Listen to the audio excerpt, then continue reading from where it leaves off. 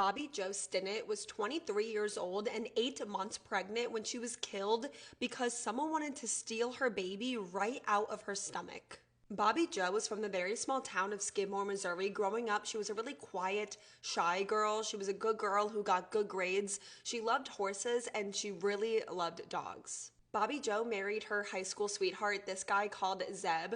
The two of them really loved dogs, specifically the breed rat terriers, so much that they actually ended up breeding that kind of dog. So they just always had puppies running around. Bobby Jo loved this specific breed of dog so much that she joined an online chat forum called Ratter Chatter, which was all about rat terriers. On Ratter Chatter, Bobby Jo would sell some of her puppies, but she also met a handful of really good online friends and they would just talk about their lives. By December of 2004, Bobby Jo had just turned 23 years old and she was also 8 months pregnant with her and Zeb's first baby. By December, Bobby Jo was already on maternity leave, so she was just home all the time with their newest litter of puppies. On December 16th, Bobby Jo's mother decided to stop by and come over and surprise her daughter, but what she really found was something out of your worst nightmares. She found her 23-year-old daughter lying on the floor in a pool of her own blood. Tragically, Bobby Jo was no longer alive. All the blood was coming from a wound on Bobby Jo's stomach, very, very large. Her own mother said that it looked like Bobby Jo's stomach exploded.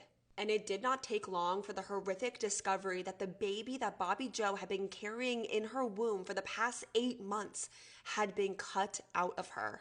And sadly, it's very likely that Bobby Jo was still alive when her baby was cut out of her. Police are asking all the neighbors if they saw anything, and luckily one of her neighbors said that they saw a red Toyota Corolla in her driveway the day that she was murdered. So that info was put out to the public in hopes of them finding whoever did this to her and also finding Bobby Jo's baby. Very quickly, this tragedy ended up making headline news everywhere. It was a really big news story, so much so that it ended up making its way back to that online chat group that Bobby Jo was a part of, Ratter Chatter. And one of the women from Ratter Chatter ended up telling the police something really interesting. On the day that Bobby Jo was killed, another woman from the group planned to go to Bobby Jo's house to look at some of the puppies that Bobby Jo had for sale. This woman was named Darlene, and she also just so happened to be 8 months pregnant. Luckily, the police were able to track down this woman, Darlene, from her IP address, and right outside her house was a red Toyota Corolla, so it looked like they found their killer and found their kidnapper.